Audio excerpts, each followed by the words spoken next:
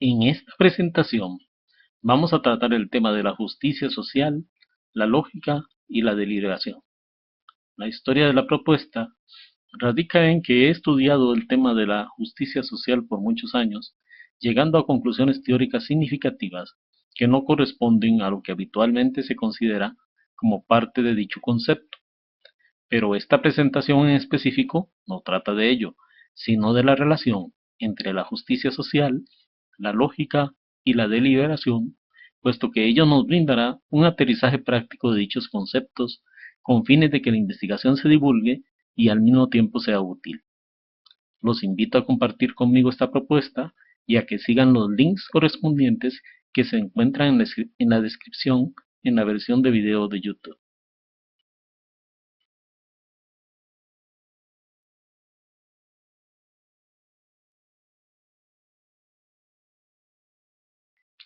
Primero que nada, procedemos a delimitar nuestro objeto de estudio. La justicia no va a ser para nosotros una propiedad del individuo, una virtud, como se conocía antiguamente, sino que hablaremos de la justicia en el contexto de la sociedad. En este sentido, suficientemente compartido en general, la justicia social es un tipo de orden normativo, aquel orden normativo que contiene las reglas de la justicia social. En este sentido es similar al Estado o a la ética.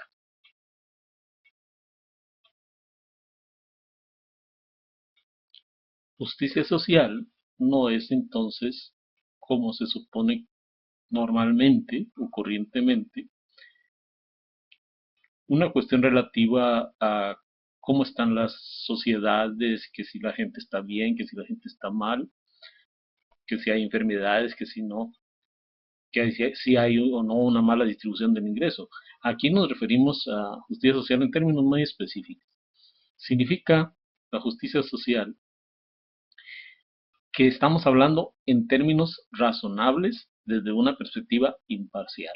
Eso significa que estamos analizando la justicia en la sociedad más allá de los intereses personales, es decir, a través de argumentos que sean defendibles ante los demás independientemente de los intereses propios. Eso es lo que se conoce como imparcialidad o razonabilidad. Siguiente.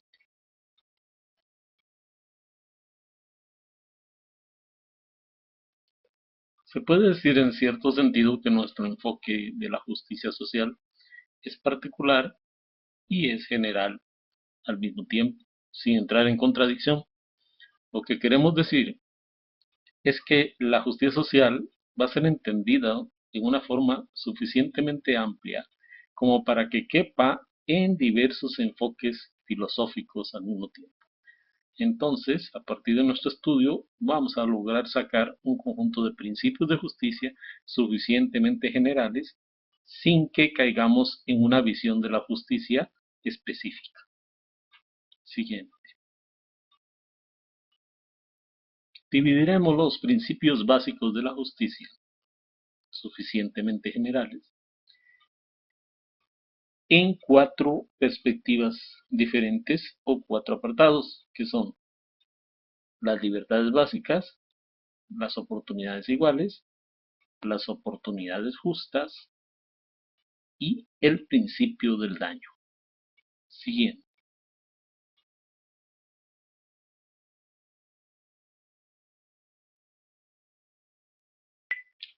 Las libertades básicas se refieren a aquellas libertades mejor conocidas, las libertades políticas, de expresión, movimiento, religión, conciencia, y se pueden agregar varias más. Sobre estas, prácticamente todos estamos de acuerdo en que son importantes, pero no estamos de acuerdo en cuanto a los detalles cuando las tratamos de aplicar. Un ejemplo muy claro es la libertad de expresión. La libertad de expresión, entendida como una igualdad estricta a todos los medios de comunicación, es algo pues muy difícil de alcanzar en la práctica, especialmente por la influencia de diferentes poderes económicos y políticos que impiden que todos tengamos acceso igual a los medios de comunicación. Así como un primer ejemplo, vemos que la libertad de expresión no se puede lograr tan fácilmente y así el conjunto de las libertades muestran deficiencias a la hora de ser aplicadas. ¿Hasta dónde se puede decir que va a haber una libertad de religión y conciencia?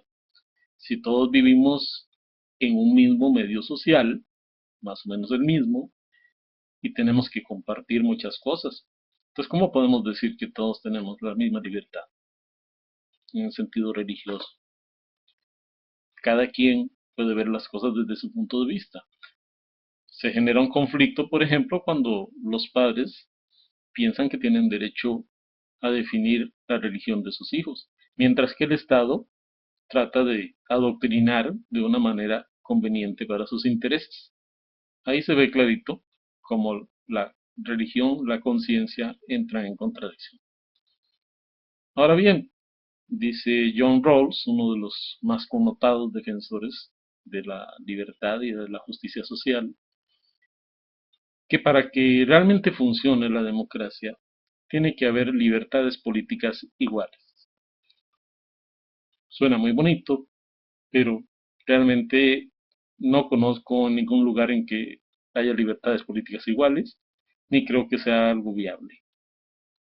Así que ahí es a donde notamos los problemas a que da origen esta concepción de la libertad.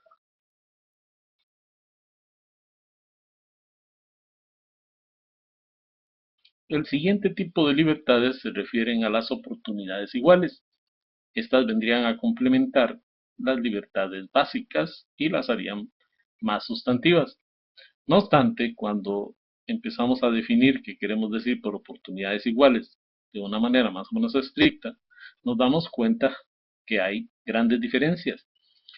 Desde un paquete mínimo, digamos, que pudiéramos dar de salud, educación, vivienda, distribución del ingreso. Muchos liberales piensan que eso es lo más que se puede dar, un mínimo. Entonces, queda por definir cuánto es ese mínimo y si ese mínimo lo define un capitalista, un liberal demasiado recalcitrante, pues en realidad nos encontraremos en una situación en que los pobres serán seriamente afectados. En cuanto queremos ampliar las necesidades, cuestión que parece necesaria, nos encontramos con otro tipo de problemas graves, porque, por ejemplo, las necesidades de salud son cada vez mayores, como ustedes pueden notar, ya, especialmente eso se ha presentado en los últimos 30, 40 años. Y entonces, ¿hasta dónde podemos dar unas oportunidades iguales de salud sin afectar como un todo el sistema económico? Para seguir matizando este asunto de las necesidades de salud, nos podemos dar cuenta de que las necesidades de salud, de hecho, podrían ser muy diferentes de unas personas a otras. Algunas tienen padecimientos más graves que otras, hay discapacitados, etcétera, etcétera. Entonces, tampoco igual significa una repartición igual para todos, sino igual según la severidad de la enfermedad o de los problemas que se tengan. Todo esto lo hacemos para matizar este asunto y que se vea la complejidad que puede implicar. Siguiente.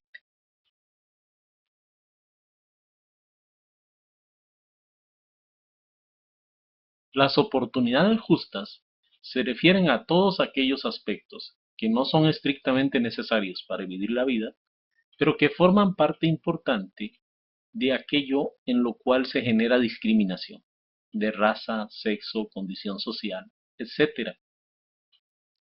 Pero aún, a pesar de la importancia de estos aspectos, más allá de eso, este concepto se podría ampliar hasta considerar cuestiones de merecimiento, como si se merece uno un determinado trabajo o no en relación a otra persona, o en el caso de que se repartan distinciones, incentivos, premios, etcétera. Y también cabría considerar cuestiones de eficiencia, puesto que los recursos son escasos se deberían distribuir de acuerdo a criterios económicos de eficiencia, por lo menos como una primera consideración. Así que tendríamos que hacer un equilibrio entre lo que sería justo y lo que sería eficiente. Esto es necesario para aplicar las oportunidades justas a la práctica. De hecho, según Osvaldo Guariglia, tenemos derecho a todo aquello que nos permita desarrollar una capacidad madura. Es decir, todos tenemos derecho a una capacidad básica y más allá de lo básico, lo suficiente como para que podamos ser considerados personas auténticas con todos sus derechos. Pero aquí volvemos a los ejemplos. ¿Cómo lograr que no haya discriminación en la ocupación? La condición relevante para la justicia aquí es la capacidad para desempeñar bien el puesto de que se trate. Esa es la condición principal. Si la repartición de las ocupaciones no obedece a este criterio, pues entonces empezaremos a tener problemas. Bien podemos considerar otros criterios aparte de la capacidad, pero siempre con cuidado para no cometer serias injusticias y distribuciones que no sean adecuadas. Así que el tema, nuevamente, es difícil y implica tomar decisiones. Siguiente.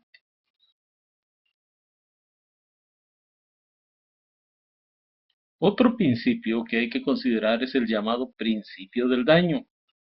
Este significa que no se puede abusar de la libertad de uno en la medida que uno causa perjuicios a otros. Ahora bien, entre un perjuicio menor, mayor y un daño hay una gran diferencia. Si de verdad se puede demostrar que hay un daño, pues entonces la justicia irá en favor de la persona dañada y limitará la libertad. Pero si nada más es una molestia lo que está causando, o digamos un perjuicio más o menos grande, pues no se podría aplicar el principio directamente. Entonces aquí surgen una serie de limitaciones a la aplicación del principio del daño. Ya tenemos el caso del uso del casco de seguridad en los deportes, en la industria, etcétera, y así se pueden ver muchos ejemplos en los cuales el principio del daño no se puede aplicar estrictamente. Siguiente. Continuando con el principio del daño, las personas no pueden abusar de su libertad. Si yo hago mucho ruido, por ejemplo, cuando estoy dando una fiesta en mi casa, pues obviamente que estoy afectando a los demás. Entonces aquí nuevamente hay límites razonables hasta los cuales yo puedo hacer o no una fiesta. En teoría yo soy libre de hacer una fiesta y de amanecerme ahí. En la realidad esto no lo puedo hacer, menos si lo hago a diario, por ejemplo. Entonces, finalmente, se puede decir en términos generales que la gente es libre de hacer lo que quiera mientras no cause daño a los demás, como principio. Pero las excepciones son considerables una vez que uno trata de darle un sentido práctico a esto. Siguiente.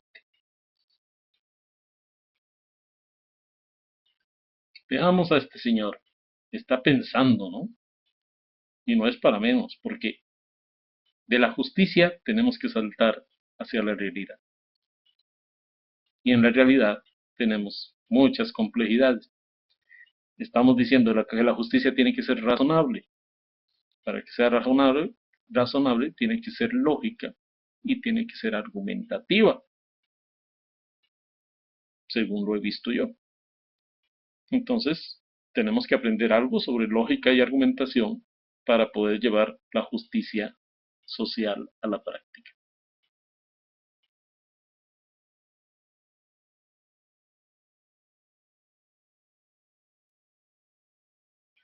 Para entrar en materia sobre lógica, tenemos que entender lo que es una implicación lógica. Una implicación, todos pensamos más o menos, o al menos yo pensaba hace mucho tiempo, que lo entendía perfectamente, que cuando se da P, entonces se da Q. Pues muy fácil, si P, entonces Q. En realidad, no hay que dejarse engañar por esta primera impresión.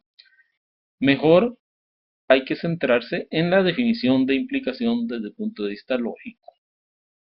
Y por algo es que esa definición ha sido señalada de esa manera por los lógicos. Lo que quiere decir la implicación es nada más lo siguiente.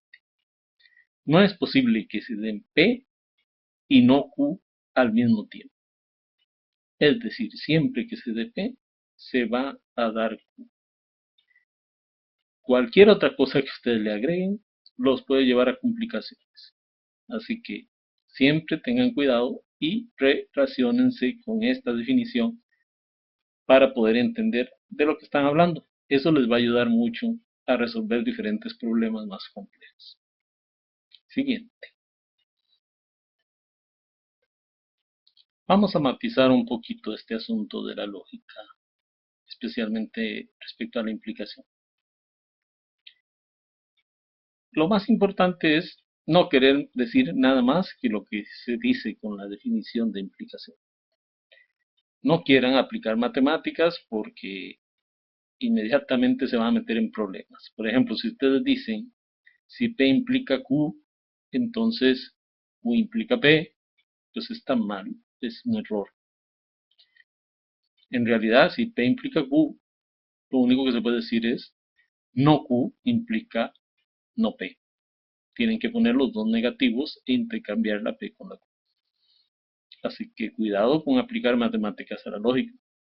A veces son útiles, a veces lo llevan a uno a serios errores.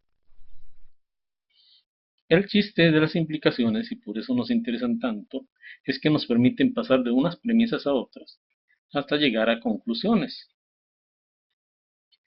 Recuerden siempre lo siguiente, si P es cierto, se sigue Q. Cuando hay un P implica Q, claro. Si P es cierto, se sigue que no Q es falso. Pero si P es falso, no se puede concluir nada sobre Q. Analicen esto, es muy importante para derivaciones más sofisticadas, más complicadas.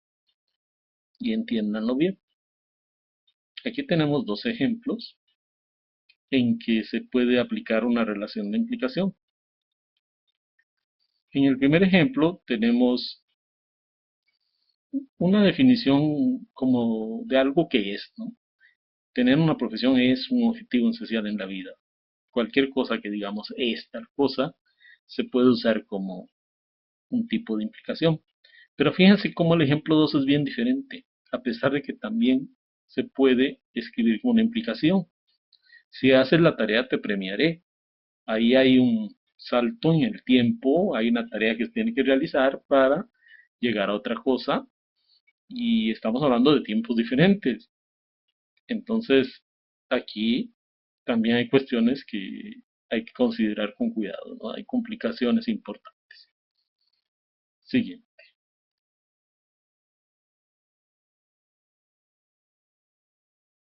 Continuamos con la cadena de implicaciones. En casi todos los escritos pueden encontrar ustedes cadenas de implicaciones. Tal vez, pienso yo, una gran mayoría de las argumentaciones que estén bien hechas se pueden entender como una cadena de implicaciones. Si P implica Q, Q implica R, entonces P implica R, y eso se puede ir alargando todo lo que uno quiera. Si, si las premisas que estamos tomando son ciertas y las implicaciones también, llegaremos con seguridad a un resultado cierto. Pero pues, ese es precisamente el tema, ¿no? Si es así o no es así. El ejemplo que tenemos es muy sencillo e ilustrativo. Si tengo dinero, pago la renta, y si pago la renta, no tengo problemas con el dueño. Si ambas cosas son ciertas, si tengo dinero, no tengo problemas con el dueño. Esa es una implicación completamente lógica por una cadena elemental de implicaciones. Siguiente.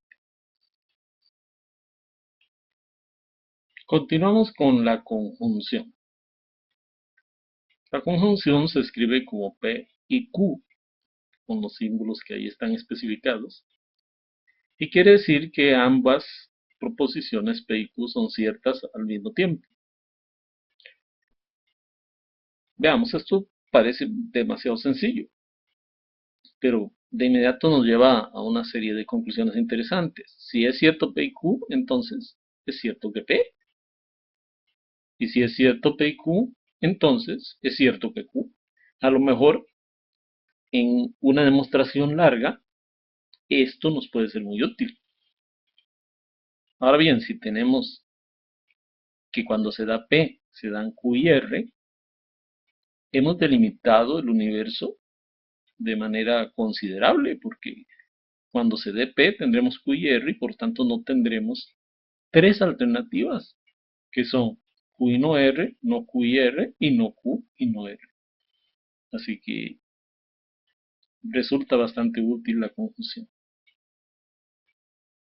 Siguiente. La disyunción exclusiva resulta sumamente útil en la práctica, puesto que nos permite separar dos proposiciones de manera definitiva una de la otra. Cuando se da P o Q de manera exclusiva, si se da P, entonces no se da Q. Y si se da Q, entonces no se da P. Y no es posible que P y Q sean ciertos al mismo tiempo. Tampoco pueden ser ambos falsos. Alguno de los dos se tiene que dar. Ojalá, y bueno, en la práctica pudiéramos encontrar más de estas relaciones porque nos son bastante útil para delimitar una cuestión. Y sí, como no, se dan muchas relaciones de ese tipo. Siguiente.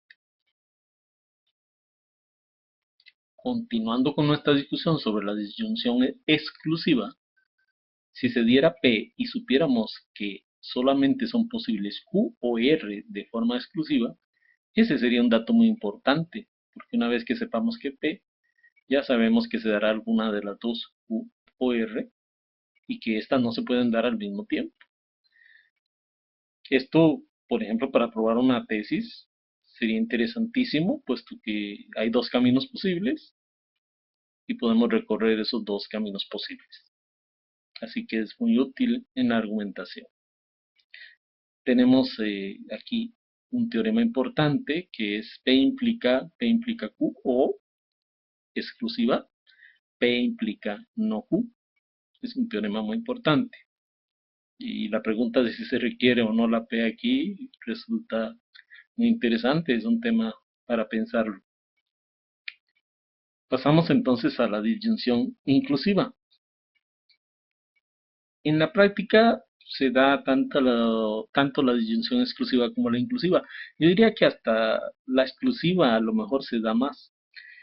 Sin embargo, los sistemas lógicos están construidos en su totalidad prácticamente sobre la disyunción inclusiva.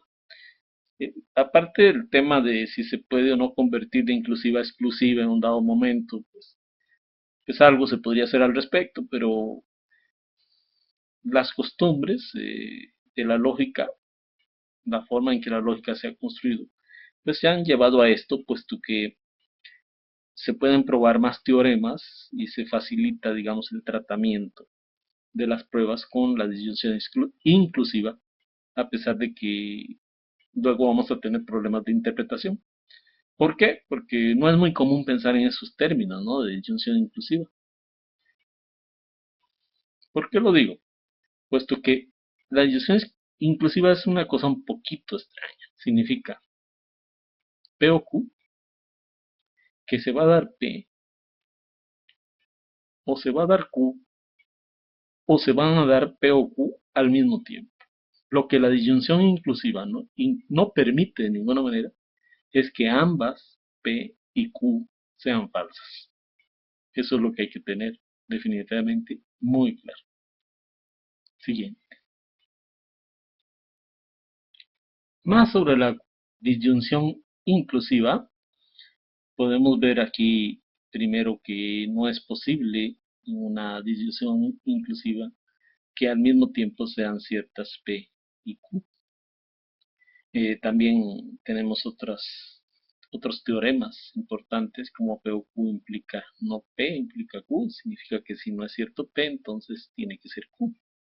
Y también en el caso de esta disyunción, es cierto que si no se da Q, se tiene que dar P. Por fin podemos validar la proposición P implica Q o P implica no Q, ahora con O inclusiva. ¿Será o no será cierta? Es una cuestión que hay que estudiar.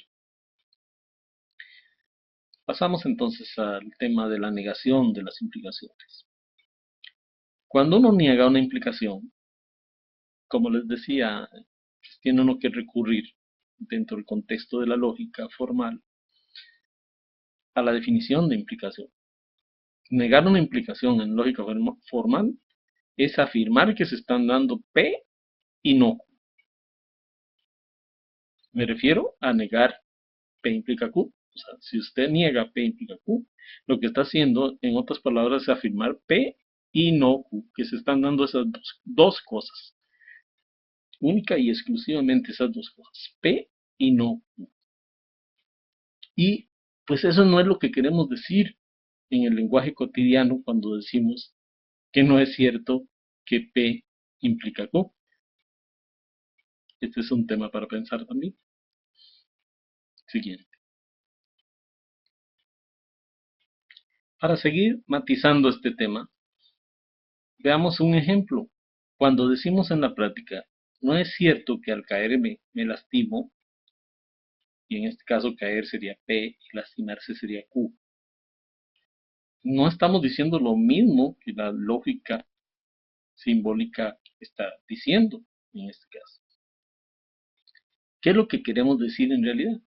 Si no es cierto que al caerme me lastimo, lo que estoy yo diciendo es que aquí no se da una relación que sea clara. Eso es lo que quiero decir en el lenguaje cotidiano. No quiero decir nada en concreto. Para mí habría muchas oportunidades abiertas, muchas posibilidades abiertas entre la relación entre P y Q. Ahora bien, puesto que en un dado momento se puede dar que me caiga y no me lastime, eso sería prueba suficiente, ¿verdad?, de que no es cierto que P implica Q. Pero las posibilidades quedan abiertas desde el punto de vista, digamos, de una comparación entre la realidad y la lógica. Otra cuestión interesante que se relaciona con lo anterior. Siempre que tengamos un resultado, en la realidad tendremos algún resultado. Probablemente sabremos qué pasa con P y con Q. Entonces podemos decir si se están dando P y Q, si se están dando P y no Q, y todas las cuatro posibilidades que existen entre P y Q. Lo interesante es que si sabemos eso, por definición de implicación, siempre que sepamos cuál es la relación de I que se da entre P y Q, sabremos algo sobre una implicación. Por ejemplo, si sabemos que P y Q son ciertos, sabemos que no es cierto que P implica no Q. Y así sucesivamente pueden ustedes hacer este ejercicio para que vean la relación entre una realidad concreta que se está dando y una implicación. Muy bien. Siguiente.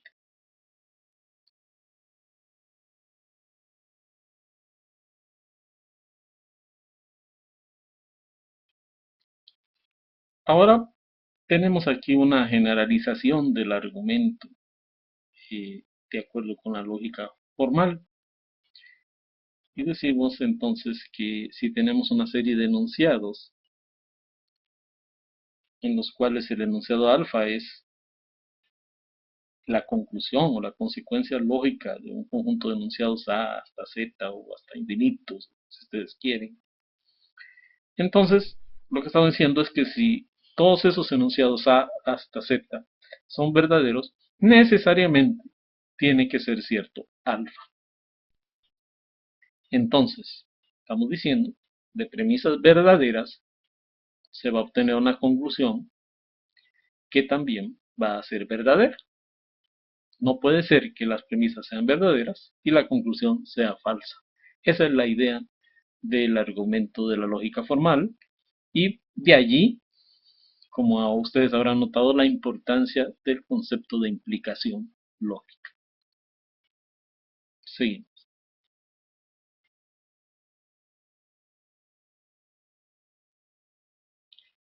Hemos venido hablando, tal vez sin que yo lo haya especificado, de conectivas lógicas.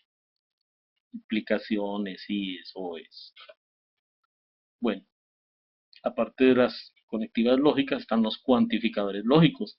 Estos cuantificadores nos van a permitir traducir más enunciados del lenguaje normal, del lenguaje común, en términos lógicos.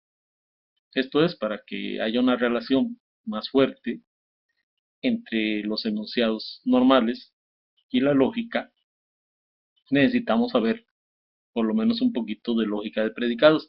Esto introduce nuevas complicaciones. De hecho, las demostraciones que se hacen en lógica de predicados, algunas son bastante complejas y otras bastante difíciles de entender, inclusive un poco contra el sentido común. No tanto porque haya una dificultad inherente en ellos, sino porque no estamos acostumbrados a hablar en términos de lógica, en este sentido amplio de lógica de predicados. Entonces continuaremos con este tema. Siguiente. Bien, empezamos a hablar de cuantificadores. Uno de los más sencillos es el que se refiere a todos. Aquí tenemos el ejemplo: todas las personas piensan. Ahí estamos diciendo algo sobre las personas, ¿verdad? Y eso es algo que estamos diciendo, es que las personas piensan, y lo estamos diciendo sobre todas. Aquí tenemos un dominio de cuantificación, ¿verdad? Que consiste en todas las personas. Y lo que se afirma sobre todas esas personas es que todas piensan. Esto es el llamado cuantificador universal. Siguiente.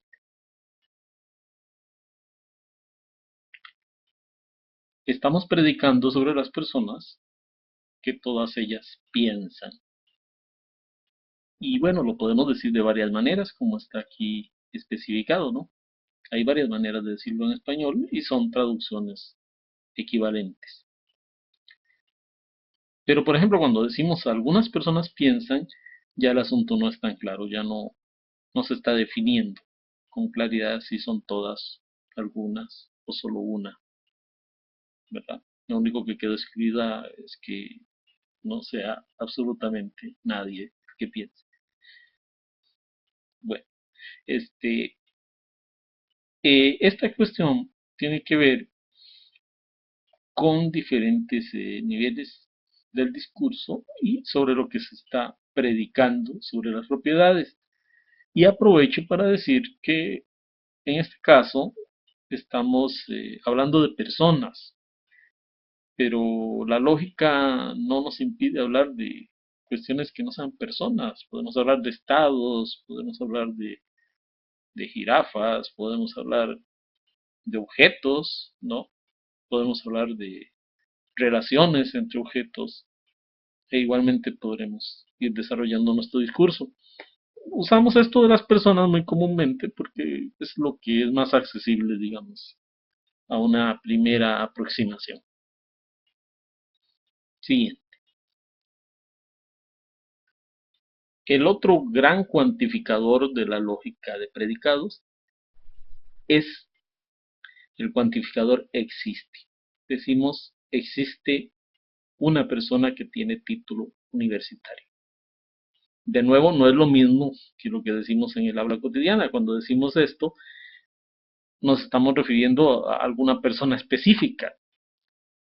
Y en el caso de la lógica de predicados, lo que dice este enunciado es que existe al menos una persona que tiene título universitario. Esa es la forma estricta en que se debe entender el cuantificador existe. Así que existe quiere decir, como cuantificador, que por lo menos existe una persona que tiene la propiedad de la cual estamos hablando, o ya sea un objeto, lo que sea, ¿verdad? No necesita ser una persona, me refiero, sino que usamos nuevamente persona como una forma de ejemplificar.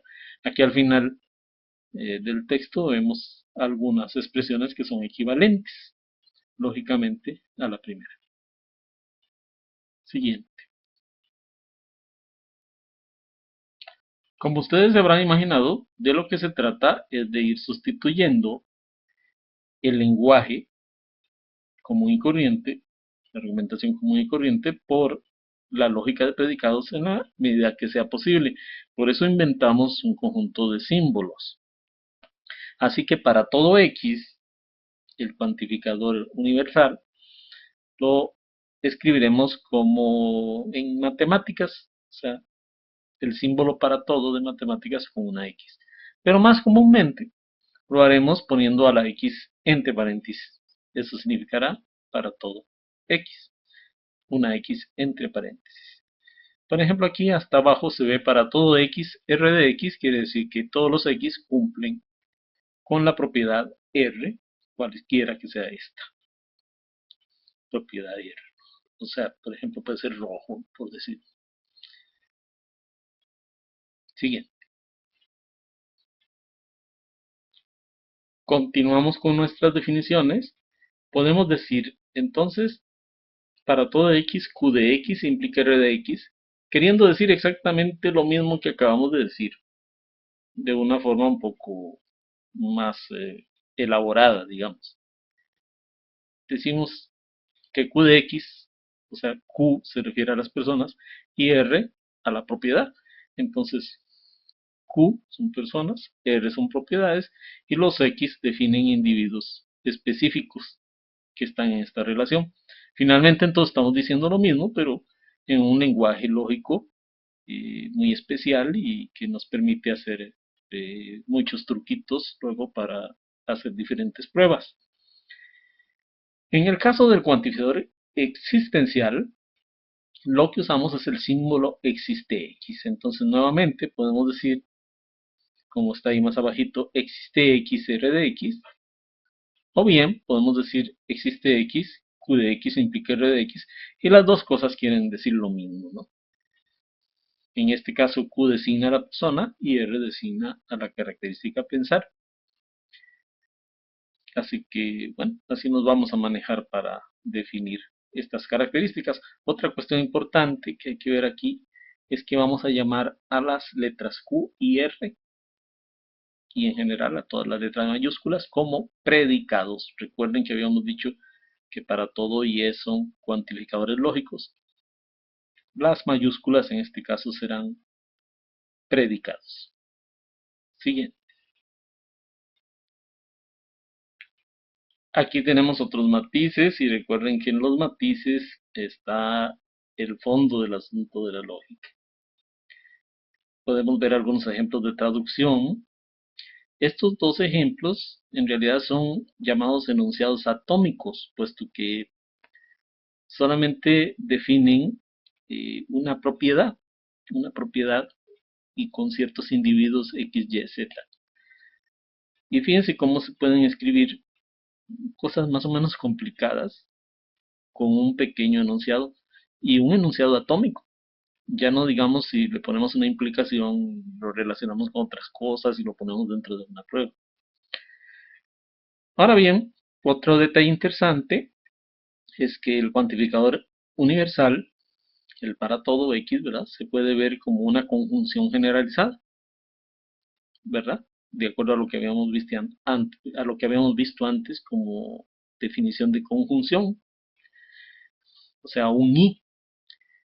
Entonces, cuando decimos para todo X, queremos decir es cierto para todos, o sea, para, para X, para Y, para Z, etcétera, etcétera, etcétera, ¿no? Para todos significa que el I se generaliza. Y curiosamente, el cuantificador existencial es una disyunción generalizada, puesto que para que sea verdadero se tiene que dar la condición de que al menos algún P de X del que estemos hablando sea verdadero. Así que tenemos una complementariedad entre ambos cuantificadores. De hecho, se puede establecer con símbolos cuál es la relación que hay entre ellos. Pasamos ahora al tema de la derivación con cuantificadores. Siguiente. Tratamos ahora la derivación con cuantificadores. Vamos a definir un conjunto de reglas para realizar derivaciones. De esta manera se pueden hacer muchas demostraciones, aunque se requiere de bastante práctica para hacerlas correctamente. De todos modos, existen otros métodos que son más accesibles.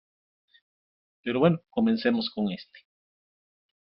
Una derivación se define como una secuencia finita de líneas consecutivamente numeradas, cada una de las cuales consta de un enunciado acompañado de un conjunto de números llamados número de premisas de la línea. Esta se construye en secuencia de acuerdo a un conjunto de reglas que veremos a continuación. Lambda y psi son fórmulas arbitrarias, alfa una variable x, lo que hemos llamado una persona o un sujeto, y beta una constante ABC, etc. A esto se le conoce como constante arbitraria por lo general, ¿verdad? Puesto que define un individuo específico a nivel de supuesto de que ese individuo sea uno de los que conforman la totalidad del universo del discurso. La idea entonces es que a partir de un conjunto de reglas realicemos una derivación válida y para ello continuamos con ese conjunto de reglas.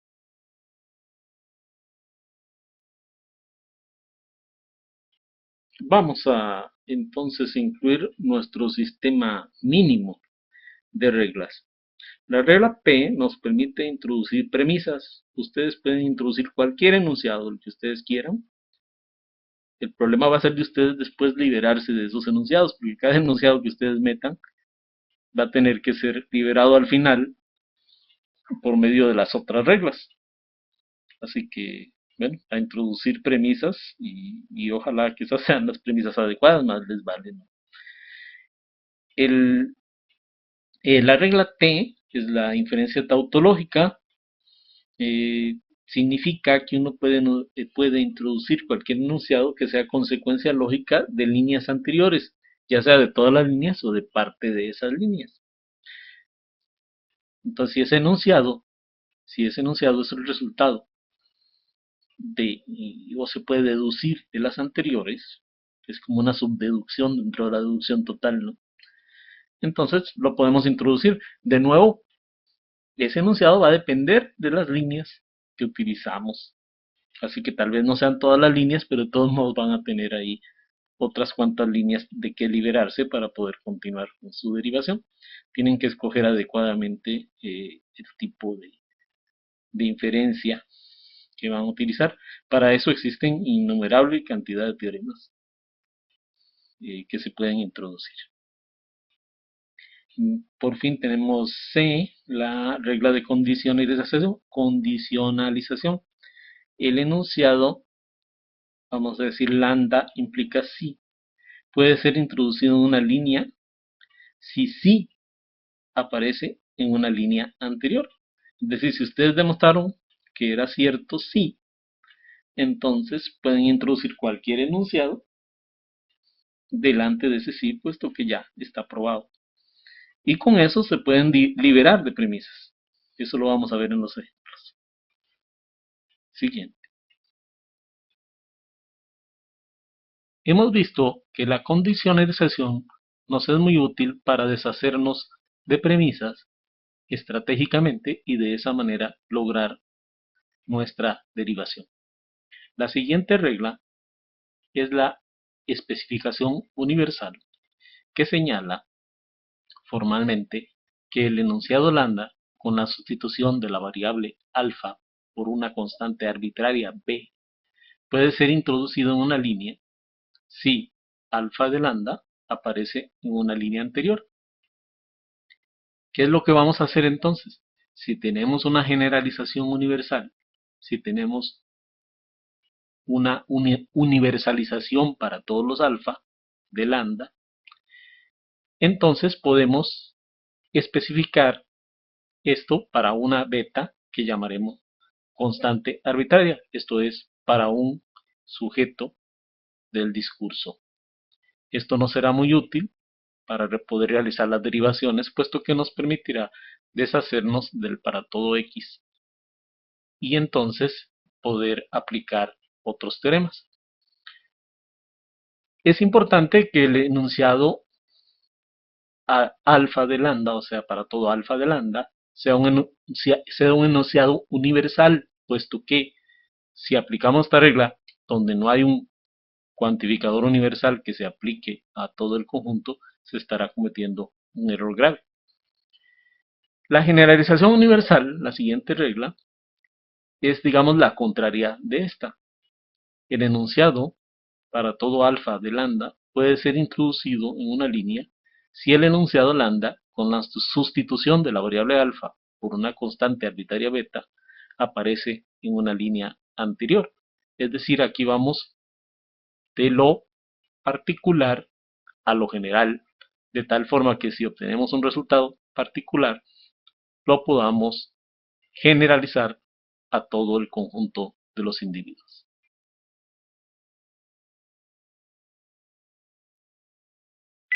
Continuamos con nuestras reglas que son necesariamente muy abstractas. Hemos de distinguir a beta como constante arbitraria de cuando realmente se está dando algo para un individuo específico. Beta es un supuesto generalmente de nuestras derivaciones, pero otras veces es un resultado concreto que un sujeto determinado tiene determinada propiedad. En ese caso se trata de una constante en sentido legítimo, no en sentido de supuesto, y ahí no se puede aplicar la generalización universal. En cuanto al cuantificador existencial, simplemente señala que existe x de lambda o de cualquier otra fórmula, puede ser introducido en una línea si el negativo de para todo alfa del negativo de lambda aparece en una línea anterior y viceversa.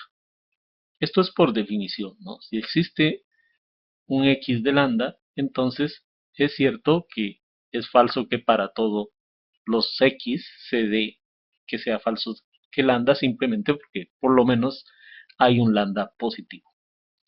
Así que podemos hacer este intercambio que también nos será muy útil.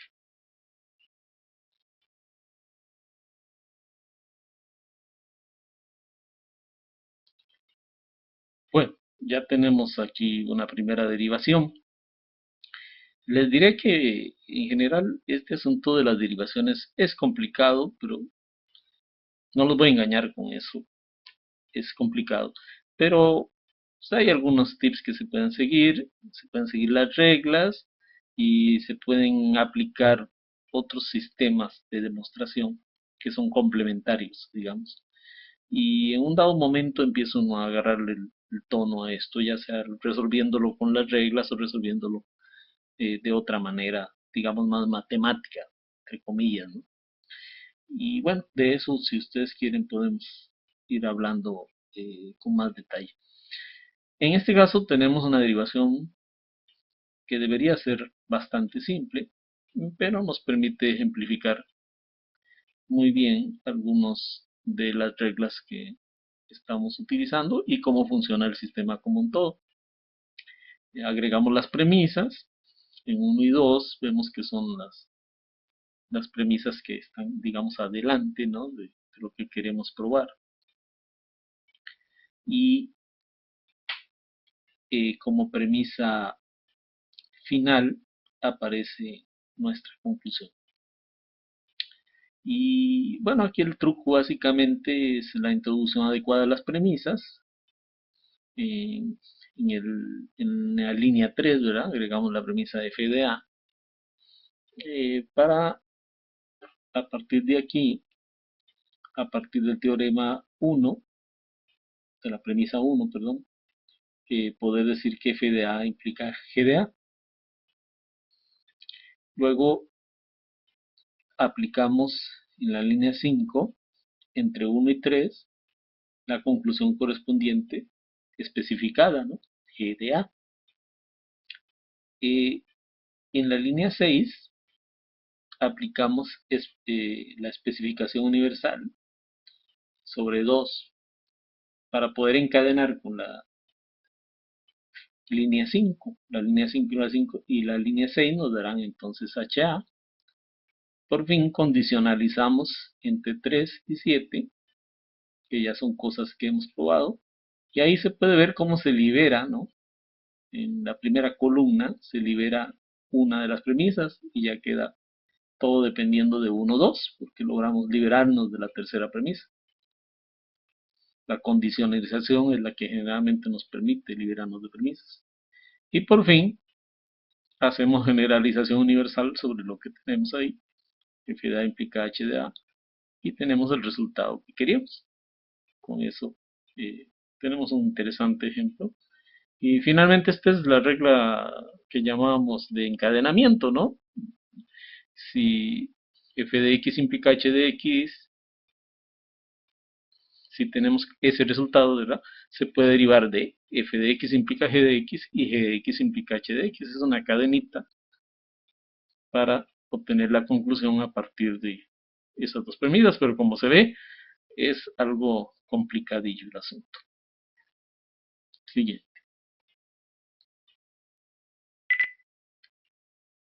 Continuamos con el ejemplo 2.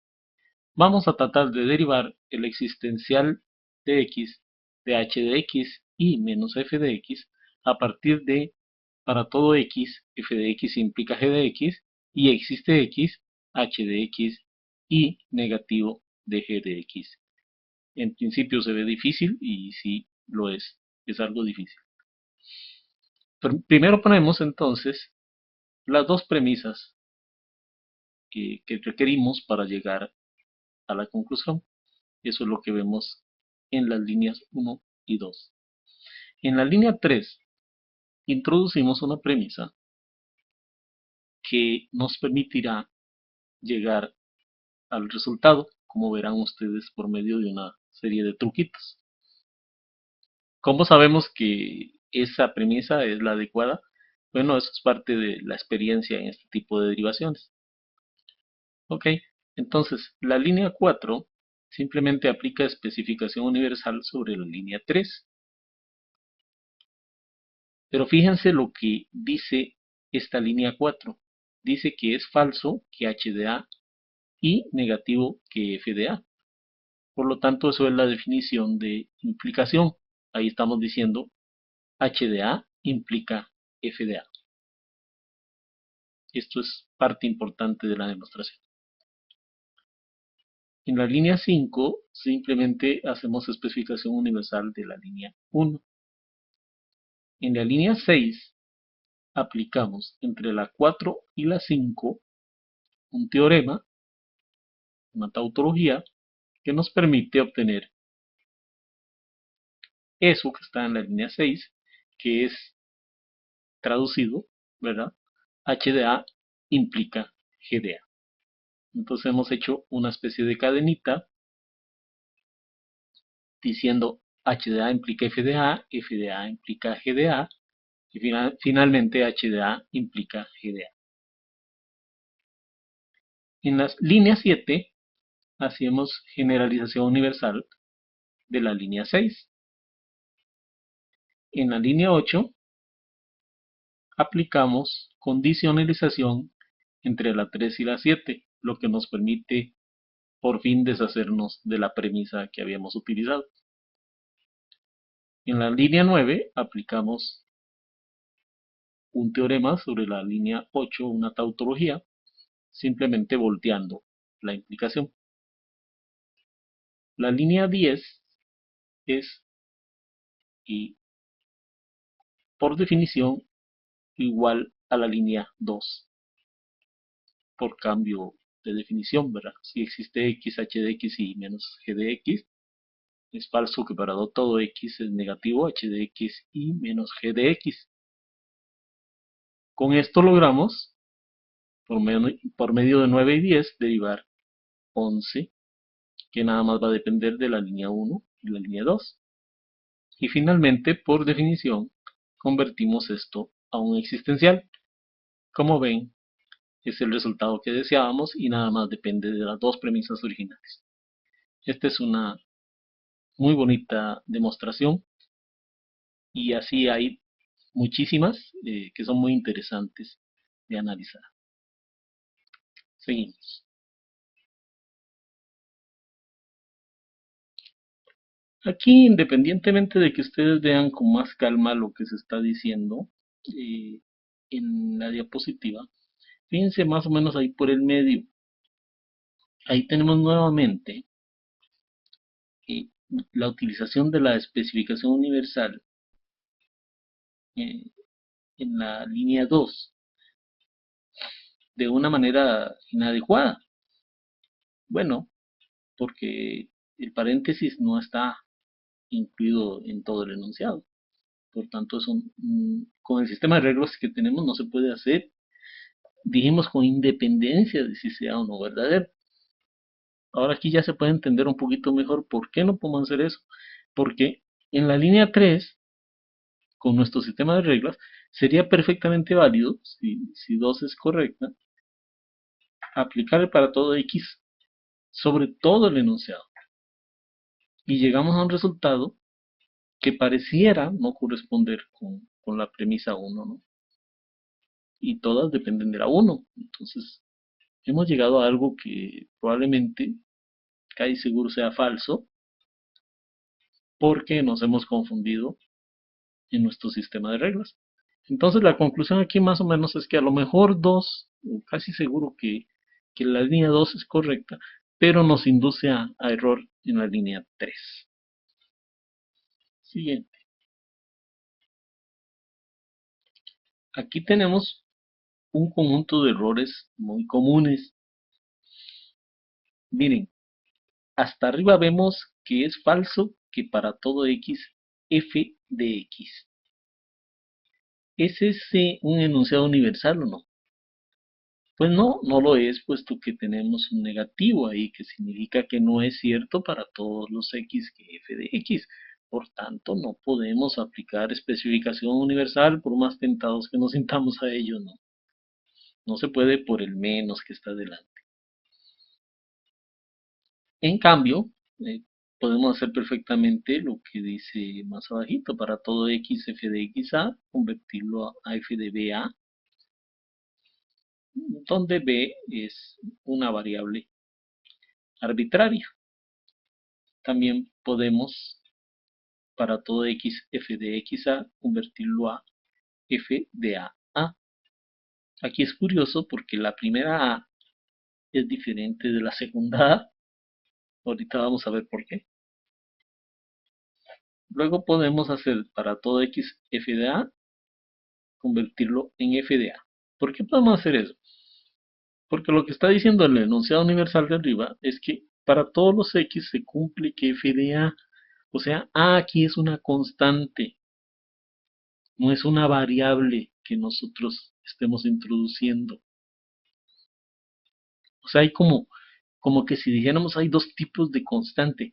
Constante como tal, fija, que es este caso que estamos viendo al final, y una constante arbitraria, que es una constante que ponemos, digamos, como una suposición que después utilizaremos durante la prueba. Entonces, en este último caso, podemos regresar de f de a para todo x f de a sin ningún problema, porque sabemos que la constante a es una constante fija. Pero no podemos poner para todo x f de x. Esa sería una generalización universal. Como que si, digamos, no importara cuál fuera la x, pudiéramos poner f de b, f de c, f de d. En este caso no se puede, porque no dice para todo x f de x, dice para todo x f de a. Entonces, eso hay que tenerlo como que muy presente a la hora de hacer la derivación para no cometer errores graves, ¿no? Así que, si ustedes encuentran ese f de a, fíjense bien que no sea un f de a constante, sino que sea constante en el sentido de una constante arbitraria. Si es una constante arbitraria, pueden hacer generalización universal y hacer para todo x f de x. Si es una constante fija, sí se puede, si es una constante fija, tendrá que quedarse como f de a y se convertirá en para todo x f de a. Seguimos.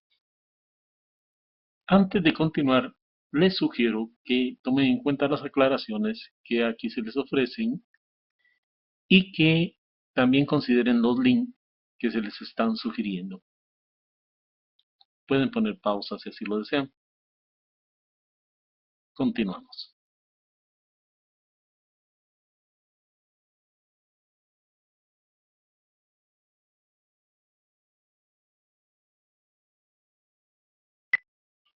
La lógica informal o discursiva les permite tener formas de argumentación que tienen ciertas características deseables y que se consideran muy útiles para la argumentación cotidiana.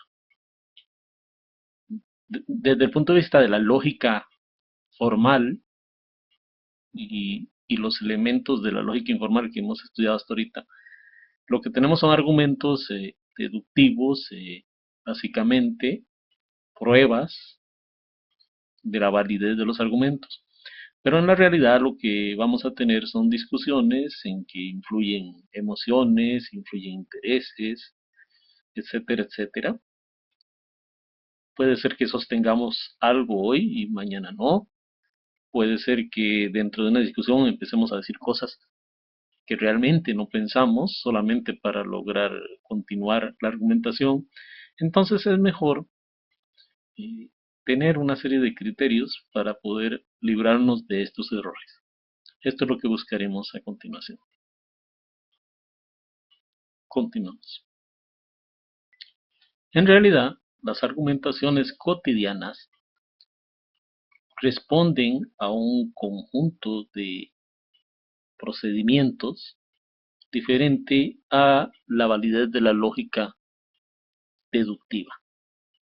Se utilizan muchos elementos retóricos, se utilizan emociones y especialmente la principal diferencia es que lo que tratamos no es de hacer una prueba válida de una vez y para siempre, sino que por lo general tratamos de deducir algo, pero en términos probabilísticos, es decir, hacer que las personas que nos escuchen se adhieran con más fuerza a unas determinadas conclusiones.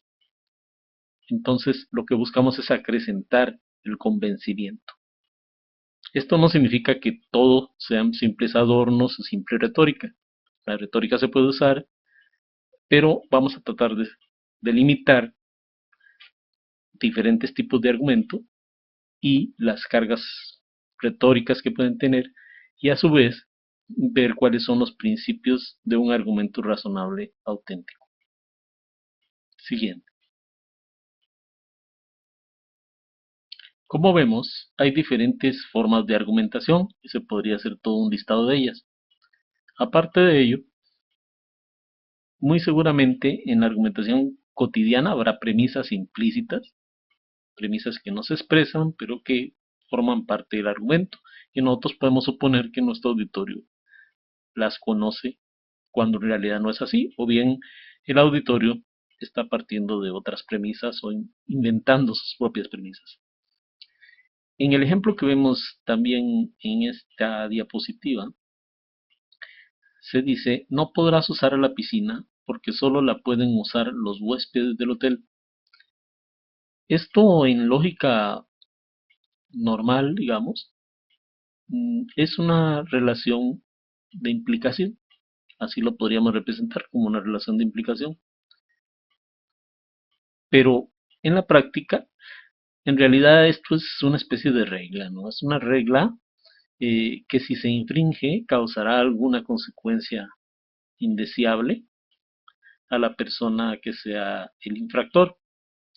Por tanto, fíjense cómo cambia totalmente la forma en que el argumento se realiza en la práctica respecto a lo que es la lógica formal. Incluso dentro de la misma lógica informal que hemos venido trabajando hasta ahorita. Ahora nos damos cuenta que la lógica informal va más allá y hay que considerar diversos tipos de argumentos. Siguiente. En términos más concretos, el acto de argumentar se puede decir que trata de establecer una relación R entre nuestras premisas y el resultado que queremos obtener. Esta puede ser una relación deductiva estricta o también puede ser, normalmente lo será, una relación mucho más débil, una relación que no es completamente deductiva, sino que simplemente trata de incrementar la adherencia o la adhesión que tienen las personas a nuestro argumento. Es más bien una cuestión probabilística que una cuestión de causas y efectos. Y entonces la argumentación en la vida real es un discurso que realizamos con el fin de acrecentar la validez de nuestros argumentos frente a determinados destinatarios, frente a nuestro público, digamos. Es válido entonces que se utilicen diferentes razonamientos o inferencias sin que se trate de pruebas estrictas. Ahora bien, queremos las dos cosas al mismo tiempo. Queremos que nuestros argumentos incrementen las posibilidades de que lo que estemos diciendo sea correcto. Para eso hay diversas técnicas que podemos ir viendo. Y también queremos que ello pueda ser apreciado por nuestros oyentes. Esas son las dos pretensiones en que terminamos cuando queremos hacer una relación de argumentación dentro de la lógica cotidiana. Siguiente.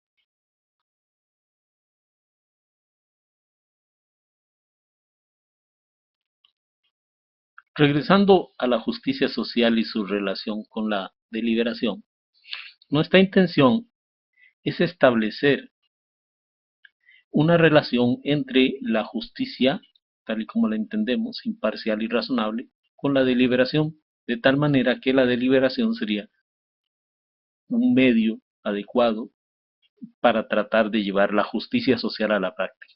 Es decir, con esto lograríamos por lo menos intentar un aterrizaje de nuestro enfoque de la justicia social en reglas específicas para el discurso práctico. Es evidente, claro, que la deliberación es un medio para la justicia, le permite obtener tanto procedimientos como sustancia,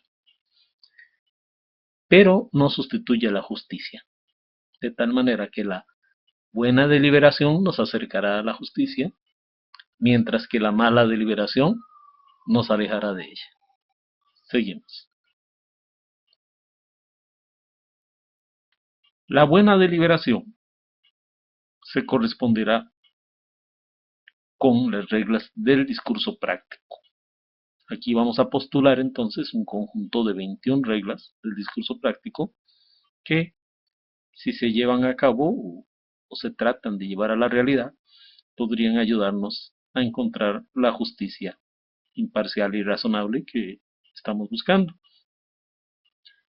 Las primeras tres reglas tienen que ver con la definición del tema y con el planteamiento de diferentes perspectivas de análisis. Esa es su función y son reglas muy sencillas. Continuaremos con el resto de las reglas. Siguiente. La regla 4 tiene que ver con la definición de un argumento razonable. Solamente se aceptarán aquellos argumentos que sean razonables. No obstante, no vamos a dar una definición demasiado precisa de razonable, puesto que más bien es una virtud del enfoque que tenemos el que sea suficientemente abierto. Así podemos considerar cuestiones de forma y de fondo. Un argumento razonable en términos de cuestiones de forma tiene más que ver con lo que hemos visto anteriormente, con la capacidad, digamos, de hacer deducciones y llegar a resultados. Y hay otras formas de argumentación, como hemos dicho, que incluyen la retórica, incluyen la inducción, incluyen la intuición incluso. Pero bueno, aparte de ello, nos permite introducir cuestiones de fondo, como son los valores de los individuos, la temática que se discute y las diferentes concepciones de la realidad que tiene cada uno. En cuanto a la regla 5, lo que estamos postulando es una coherencia mínima, en el sentido de que si alguien afirma algún enunciado o argumento a lo largo de la discusión, deberá también afirmarlo en todas las situaciones que sean iguales en todos los aspectos relevantes. Dicho sea de paso, situaciones que sean parecidas deberán corresponder con argumentos parecidos. O sea, no tendría sentido que tuviéramos esta regla y que con un pequeño cambio situacional la persona pudiera enunciar argumentos que no fueran coherentes. Así que tenemos el elemento de coherencia mínima como fundamento de la regla número 5. Siguiente. La regla número 6 se refiere a la facultad de no contradecirse. Las personas deben realizar argumentaciones en que no haya contradicciones a lo largo de su argumentación. Y en todo caso, si tienen algún tipo de contradicción, habría que explicar por qué realizaron el cambio de su punto de vista. Esto debería ser convincente para todos, de otra manera no se permitiría. Eso es lo que sostiene la regla 6. La regla 7 señala que todo participante solo afirmará aquello en lo que él mismo cree. Esto, aunque parece sencillo, en realidad es de las reglas más difíciles de cumplir en la práctica. Esta es, digamos, una regla de sinceridad en la deliberación. Uno de los principales problemas que se presentan es que en la práctica no es nada fácil determinar la sinceridad, puesto que eh, hay muchas personas que gustan de hacer trampas durante sus deliberaciones en la exposición de sus argumentos. La violación de la regla de sinceridad nos va a generar problemas, especialmente alejándonos de la justicia y de la ética. Cuestiones como el chantaje, el abuso, la ironía, el intercambio de favores políticos y económicos son cuestiones que se presentan comúnmente en los casos en que no hay sinceridad. De ahí de la gran importancia de la sinceridad, y aquí pues nuevamente se trata de un reto de cómo se puede llevar esto a la práctica y obligar a las personas a que sean sinceras. La regla 8 simplemente señala que una parte que presenta un punto de vista está obligada a defenderlo si la otra parte le solicita hacerlo. Es decir, si no hay alguien, si hay alguien que no está convencido de lo que se ha dicho, hay una obligación del que expresó el punto de vista anterior de defenderlo. Siguiente. Las siguientes reglas son básicamente reglas de procedimiento que nos ayudarán a que la argumentación se vaya desarrollando de una manera adecuada. Aquí entonces podemos ver cómo hay el intercambio de razones y cómo eso se puede especificar, digamos, en términos de un sistema, en términos de un argumento que sea considerado razonable y coherente. En particular, la regla 14 es una regla que es violada constantemente en la práctica. Por ejemplo, considerar que se ha defendido algo correctamente cuando en realidad no se ha llevado un esquema razonable argumentativo adecuado. Entonces, muchas veces, si nos fijamos en la argumentación cotidiana, se da por visto algo, se va por concluido, cuando realmente no se ha concluido con una argumentación adecuada. Y la regla 15, también una de las favoritas de dejar de lado en la práctica, es que cuando alguien no pueda defender de manera razonable su argumento, entonces se tendrá que retractar de él. En cambio, si lo logra defender, el que se debe retractar es el que impugnó el argumento.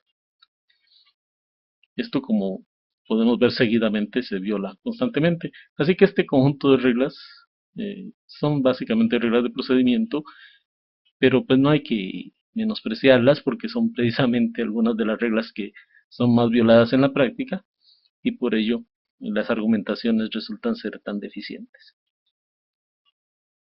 Siguiente.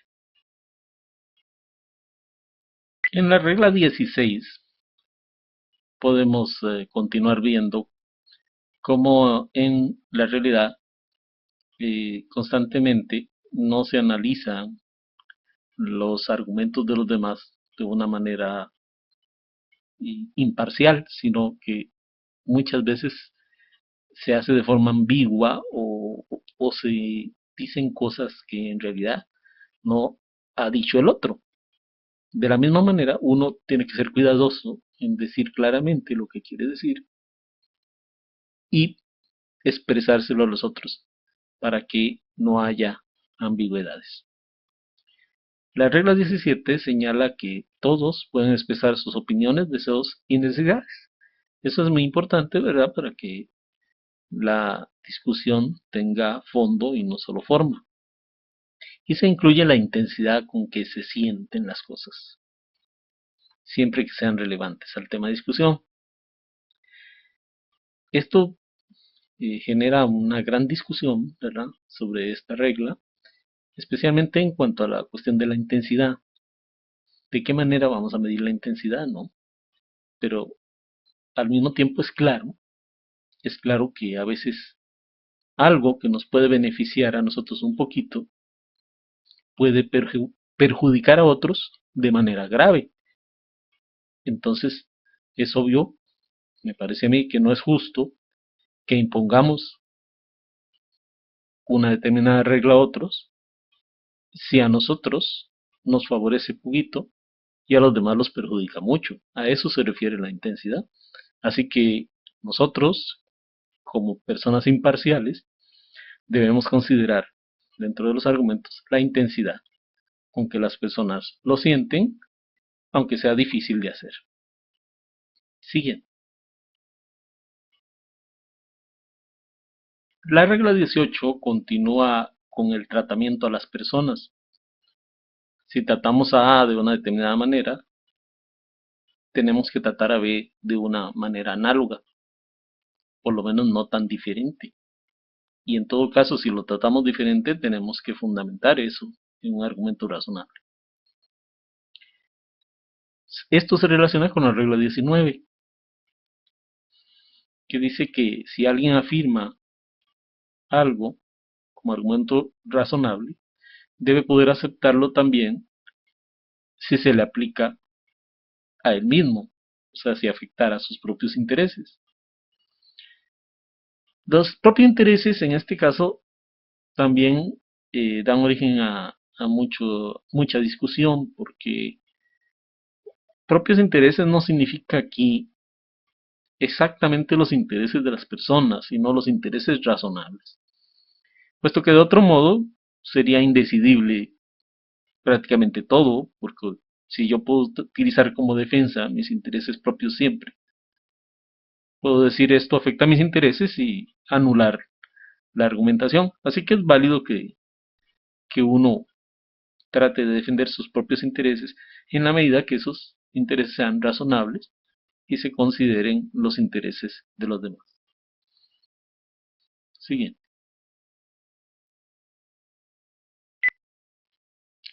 Continuando con la regla 19, si bien hay que considerar los intereses de los demás, tampoco puede hacer uno una sustitución total en el sentido de que uno se considere exactamente como la otra persona. Es decir, habrá una perspectiva imparcial, digamos, como que si un árbitro estuviera analizando los intereses, y entonces una representación imparcial de esos intereses. Se deberán considerar aspectos sustantivos, como cuestiones de género, sexuales, comunitarios, culturales, sociales, religiosos, etcétera, etcétera, de tal manera que la representación de los intereses sea la más adecuada posible. No obstante, siempre queda un margen de indefinición porque se puede, se puede objetar que uno no puede ponerse completamente en el lugar del otro, pero tampoco eso es exigido por las reglas de la justicia. Uno no puede ser completamente la otra persona porque entonces si se pone uno en el lugar de un asesino, por ejemplo, y, y considera todo el contexto en el cual ese asesino realizó sus actos, pues podría llegar hasta comprender, ¿no?, plenamente cómo es que se convirtió en un asesino. Entonces no se trata de una sustitución total de mi persona por la otra, sino de representar intereses y representarlos en términos que sean razonables para todos. La regla 20 señala que las discusiones deben ser abiertas y pueden difundirse en forma general. Y hay ciertas excepciones a esto en la práctica, como por ejemplo podría ser cuestiones de Estado o de, digamos, de la defensa nacional. En estos casos, pues sí se podría hacer excepción a la regla, pero por lo general tenemos que poder eh, hacer nuestras discusiones y hacerlas válidas frente a toda la sociedad. La regla 21 señala que los resultados deben respetar los límites de lo realizable o factible. Es muy común que prometamos cosas y hagamos nuevas leyes que realmente luego no se pueden llevar a la realidad simplemente porque no se consideró los límites de la ciencia, los límites de la economía, los límites políticos incluso. Entonces, se supone que los resultados que se van a obtener en la argumentación, las conclusiones a que se llegue, deben respetar los límites de lo realizable. Por fin, todas las 21 reglas funcionarán como un sistema. Si pueden funcionar como un sistema, se acrecentará la fuerza, digamos, de todo el conjunto discursivo. Bueno,